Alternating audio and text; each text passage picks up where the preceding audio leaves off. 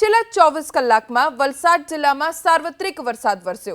વાપી, ધરમપુર, પારડી, કપરાડા, ઉમરગામ સહિતના વિસ્તારોમાં વરસાદ વરસ્યો છે, જેમાં સૌથી વધુ વાપીમાં 7 ઇંચ વરસાદ ખાબક્યો, જેના કારણે અનેક વિસ્તારો જળમગ્ન થઈ ગયા છે। અંડરપાસમાં પાણી ભરાતા બંધ કરવામાં આવ્યો અને હાલ પાણી નીકાળવાની કામગીરી શરૂ કરવામાં આવી છે। જ્યાં સુધી પાણી નિકાલ નહીં થાય ત્યાં સુધી અંડરપાસ બંધ રહેશે। વાપીના અંડરપાસમાં પાણી ભરાઈ ગયા છે। હજી પણ વલસાડ જિલ્લામાં સાર્વત્રિક વરસાદ છે અને ઓરેન્જ એલર્ટ આજના દિવસે હવામાન વિભાગે જાહેર કર્યું છે।